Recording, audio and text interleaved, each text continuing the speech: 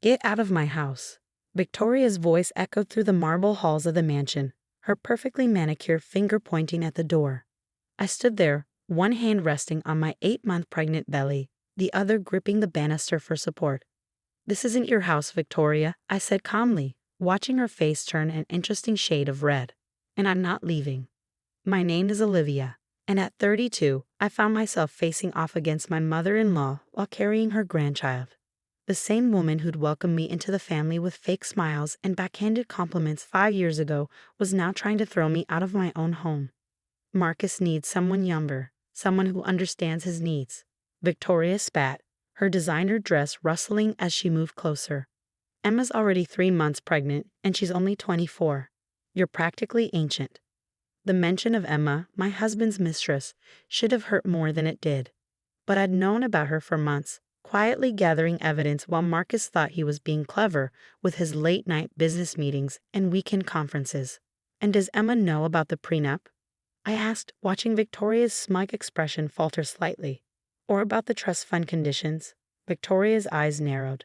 "What are you talking about? Marcus told me he had that prenup voided months ago." I couldn't help but laugh, the sound echoing off the high ceilings. Of course he did. Marcus has always been good at telling people what they want to hear, just like he told you this house belongs to him. The front door opened and Marcus walked in, his suit slightly rumpled, Emma clinging to his arm. She was pretty and that young, trying too hard way, her baby bump barely visible under her tight dress. The triumphant smile on her face dimmed when she saw me still standing there. "Mom, I thought you were handling this," Marcus said, not even looking at me. The man I'd loved for 8 years, who'd cried when we first heard our baby's heartbeat, couldn't even meet my eyes. "Oh, she's handling it exactly how I expected," I replied, pulling an envelope from my pocket. "But before anyone else tries to throw me out of my house, you might want to read this." Marcus snatched the envelope, his hands shaking slightly as he pulled out the documents inside. I watched his face pale as he read, Victoria peering over his shoulder. This can't be right," he stammered. "What is it?" Emma asked, her voice high and nervous. "The house," Victoria whispered, her eyes wide with shock. "It's in Olivia's name. Has been since before the marriage." I smiled, remembering the day my grandmother had transferred the property to me. Nana always said a smart woman protects herself. "The prenup you thought you voided? That was a copy. The real one is filed with 3 separate law firms." But the trust fund," Marcus sputtered. "My inheritance is contingent on you staying faithfully married to your first wife until your 10th anniversary," I finished for him. "Your father wasn't as trusting as you thought, Marcus. He'd seen too many of his friends' sons waste family fortunes on younger women." Emma's grip on Marcus's arm loosened. "You told me you were wealthy," she accused. "That we'd live in this mansion after the divorce." "He told you what you wanted to hear," I said, almost feeling sorry for her. "Almost, just like he told me he was working late all those nights he was with you." Victoria stepped forward, her composure cracking. "You planned this. You've been planning this all along." "No, Victoria. I planned to build a life with your son, to raise our child in this house. You and Marcus were the ones with plans." I rubbed my belly as the baby kicked, drawing strength from the movement. "I just made sure I was protected when those plans came to light." "We can figure this out," Marcus said quickly, his eyes darting between me and Emma. "We can come to some arrangement." "The only arrangement," I cut him off, "is that you have exactly 1 hour to pack your things and leave. All of you. The security team has been notified, and they know who owns this house." "You can't do this," Victoria shrieked. "That's my grandchild." "Yes, it is," I agreed. "And when this baby arrives, they'll know exactly who stood by them and who tried to throw their pregnant mother out of her own home." Emma was already backing toward the door, her dream of playing Lady of the Manor crumbling before her eyes. Marcus looked lost, probably realizing for the first time that his carefully constructed house of cards was falling apart. 1 hour, I repeated, turning to climb the stairs. "After that, the police will be happy to escort you out." "This isn't over," Victoria called after me. "We'll fight this." I paused at the top of the stairs, looking down at the 3 people who thought they could discard me so easily. "You're right, Victoria. It's not over. Because tomorrow, the family lawyer will be delivering some very interesting documents to the trust fund managers. I wonder how they'll feel about Marcus violating every condition his father put in place. The silence that followed was deafening. I walked to my bedroom in my house, and sat in the window seat, watching as Marcus and Emma hurriedly threw bags into his car 30 minutes later. Victoria stood on the driveway, still in shock, probably trying to figure out how her perfect plan had backfired so spectacularly. As they drove away, I felt the baby kick again. "Don't worry, little one," I whispered, resting my hand on my belly. "Mommy made sure it will be just fine." What they didn't know was that this was just the beginning. Tomorrow, when the trust fund managers received proof of Marcus's infidelity and the pregnancy he conceived while still married to me, the real fallout would begin. Victoria's dreams of her son inheriting control of the family fortune would crumble like a house of cards. Sometimes the best revenge isn't about getting even. It's about being prepared and watching as those who underestimated you realize their mistake too late. I picked up my phone and dialed my grandmother's number. She answered on the second ring, her voice warm and knowing. "Is it done?" she asked. "Yes, Nana," I replied, watching the sunset paint the gardens in shades of gold. "They're gone." "Good girl," she said proudly. "Now, shall we discuss what to do with that trust fund once Marcus is officially disinherited?" I smiled, thinking of all the plans I had for my child's future. "Actually, Nana, I have some ideas about that." The next morning, I sat in my grandmother's sunlit kitchen, watching her prepare her famous chamomile tea. At 75, Nana was still sharp as a tack and twice as cunning. She taught me everything I knew about protecting myself in a world that often underestimated women. "James called," she said, sliding a cup towards me. James was the family lawyer, a man who'd watched Marcus's father build his empire and had no patience for entitled sons who thought they could circumvent their father's wishes. "The trust fund managers were very interested in the evidence you gathered." I sipped my tea, remembering all the late nights I'd spent documenting Marcus's indiscretions. The hotel receipts, the bank statements showing purchases from luxury boutiques that certainly weren't for me, the time-stamped photos of his not-so-secret meetings with Emma. How did they take it? Let's just say Marcus won't be getting his hands on that money anytime soon. Nana's eyes twinkled. His father's conditions were very specific. Faithfulness until your 10th anniversary wasn't just a suggestion. It was legally binding. My phone buzzed with a text from Victoria. "You've ruined everything. Marcus is devastated. How dare you do this to our family?" I showed the message to Nana, who snorted. That woman never did understand the meaning of consequences. "How's the little one this morning?" As if on cue, the baby kicked. "Active," I smiled, rubbing my belly. "Just like their mother." The doorbell rang, and Nana's housekeeper appeared moments later with an unexpected visitor. Emma. She looked different from yesterday, her carefully maintained facade cracking around the edges. "I need to talk to you," she said, wringing her hands. "Please." Nana raised an eyebrow but nodded, stepping out to give us privacy. I gestured for Emma to sit. "Marcus lied to me," she blurted out, tears welling in her eyes. "About everything. The money, the house, his marriage. He told me you were separated, that you were living off his generosity. He said once the baby came, we'd be a real family." I pushed a box of tissues across the table. "And now you know the truth." "Victoria came to my apartment this morning," Emma continued. "She was furious, saying I'd ruined her son's inheritance. She demanded she wanted me to." She broke down, unable to finish. "Let me guess," I said, feeling a mix of pity and vindication. "She wanted you to get rid of the baby." Emma nodded, her shoulders shaking. "She said it would ruin everything, that no one could know." Marcus just stood there, letting her say those horrible things. "I thought you loved me." "Marcus loves himself," I replied quietly. "Everything else is just a means to an end." "I don't know what to do," she whispered. "I can't raise a baby alone." I lost my job because Victoria told the board I was morally compromised. I studied the young woman before me, seeing past the mistress to someone who'd been manipulated just as much as I had, just in different ways. "Do you want this baby?" She looked up, surprised by the question. "Yes," she said firmly. "Whatever else happens, yes." I reached into my bag and pulled out a business card. "This is my lawyer's number. She specializes in family law. Call her. Marcus might not want to be a father to your child, but he will be financially responsible." "Why are you helping me?" Emma asked, genuinely confused.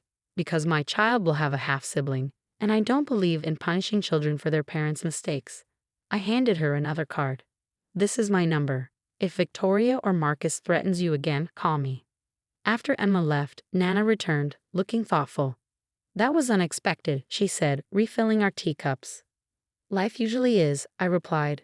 Did you know Marcus's father had a second family? That's why he put those conditions in the trust fund. He didn't want his son repeating his mistakes.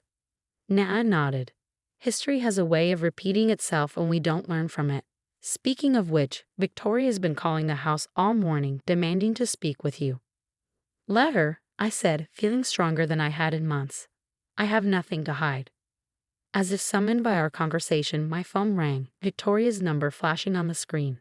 I answered, putting it on speaker. How dare you turn that little tramp against us? She hissed. After everything we've done for you. You mean like trying to throw me out of my house while I'm 8 months pregnant? I asked calmly. Or perhaps you mean threatening your unborn grandchild's sibling. That thing is not my grandchild. My grandchild is the one you're carrying. No, Victoria, I said firmly. After yesterday, you've lost the right to claim any connection to my child. As for Emma's baby, they're innocent in all this. Unlike you. We'll fight this, she threatened. Marcus knows people. We'll contest everything. Go ahead, I replied. I'm sure the trust fund managers would love to hear you explain why you think your son deserves to inherit after violating every condition his father put in place. I'm sure the board at Emma's company would be interested in hearing about your threats. Should I continue? The silence on the other end was telling. You've lost, Victoria, I said quietly. The only question now is how much more damage you want to do to your family's reputation before you accept that. She hung up without another word. Nana reached across the table and squeezed my hand. You did good, child. Now, shall we discuss the nursery? That mansion of yours needs some brightening up. I smiled, feeling the weight of the past months lifting. Sometimes the best revenge isn't just about winning. It's about staying true to yourself while watching others reveal who they really are. The baby kicked again, and I knew that whatever came next, we would face it together, stronger for having weathered this storm. Yes, I said to Nana, let's talk about the future. 3 months later, I sat in the hospital room, holding my newborn daughter Lily, while Nana beamed proudly beside me. The delivery had been smooth, and my little girl was perfect, a head full of dark hair and her mother's determination, evident in her strong grip on my finger. The past months had brought changes I never expected. Emma had taken my advice and contacted the lawyer. She was now set up in a comfortable apartment, her prenatal care covered, and a solid support system in place. We weren't friends exactly, but we'd reached an understanding. Our children would be siblings, and that connection deserved respect. Marcus, on the other hand, had spiraled. After the trust fund managers officially revoked his inheritance, he'd moved back in with Victoria, his dreams of luxury living with his young girlfriend shattered. Last I heard, he was working as a junior associate at a small firm, the only place that would hire him after word of his behavior spread through our social circle. A soft knock at the door interrupted my thoughts. It was James, the family lawyer, his eyes twinkling as he looked at Lily. She's beautiful, he said, then cleared his throat. I have some papers for you to sign when you're feeling up to it. The trust fund managers have made their final decision. I nodded, having expected this. What's the verdict? Given Marcus's violation of the terms and your grandmother's influence, they've decided to transfer the entire trust to Lily. He smiled. With you as executor, of course. They felt it was fitting, like father like daughter, but this time in the right hands. Victoria had tried to fight it, of course. She'd hired lawyers, threatened lawsuits, even attempted to claim I had tricked Marcus into violating the trust conditions.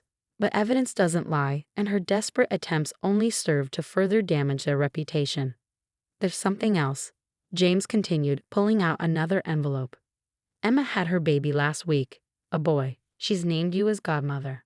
This surprised me. Emma and I had maintained a cordial relationship, but this was unexpected. Why? She said you were the only one who treated her with dignity when everything fell apart. James explained. She wants her son to have someone like that in his life. Nana squeezed my hand. Sometimes the family we choose is stronger than the family we're born into. As if to emphasize the point, my phone lit up with a message from Emma, a photo of her son, tiny and perfect, with the caption, "Meet your sister, Lily." I looked down at my daughter, peaceful in my arms, and felt a surge of gratitude. Not for the money or the house or even the satisfaction of seeing justice served, but for the clarity this whole ordeal had brought. I knew now what kind of mother I wanted to be: strong, compassionate, and wise enough to break cycles of toxicity. Victoria had tried one last time to reach out, showing up at the mansion a week before my due date. She'd switched tactics, playing the repentant grandmother, claiming she'd only wanted what was best for her son. "You can't keep me from my grandchild," she pleaded. "No," I'd replied, "your actions did that. But if someday you can prove you've changed, really changed, maybe we can discuss supervised visits. Until then, Lily deserves better than what you did to her mother." Now cradling my daughter in a quiet hospital room, I knew I'd made the right choice. Lily would grow up knowing her worth, understanding that strength comes in many forms, and that sometimes the biggest victories come not from destroying others, but from rising above their attempts to destroy you. Nana took Lily in her arms, humming softly. "You know," she said, "your grandfather would be proud. He built his fortune hoping it would protect his family. Now it finally will." James excused himself, leaving us to our quiet celebration. As the afternoon sun painted the room in warm light, I thought about the future ahead. The mansion would be filled with children's laughter, not just Lily's, but her brother's too when he visited. There would be birthday parties and holidays where both children would be welcomed, where the mistakes of their parents wouldn't shadow their relationships. My phone buzzed one last time, a text from Marcus. "I'm sorry for everything. You deserved better." 5 years too late, but at least he finally learned something. I didn't respond. Some chapters are better left closed. Looking at Lily, I smiled. "Welcome to the world, little one. You're going to change it." And as my daughter gripped my finger with her tiny hand, I knew that sometimes the happy endings we get aren't the ones we planned for. They're better. Because they're earned, shaped by our choices, our strength, and our ability to rise above those who tried to bring us down. Nana was right. The family we choose, the boundaries we set, and the grace we show in victory say more about us than any revenge ever could. Lily would grow up knowing that story, understanding that true strength lies not in power over others, but in remaining true to yourself when others try to break you. And that perhaps was the greatest victory of all.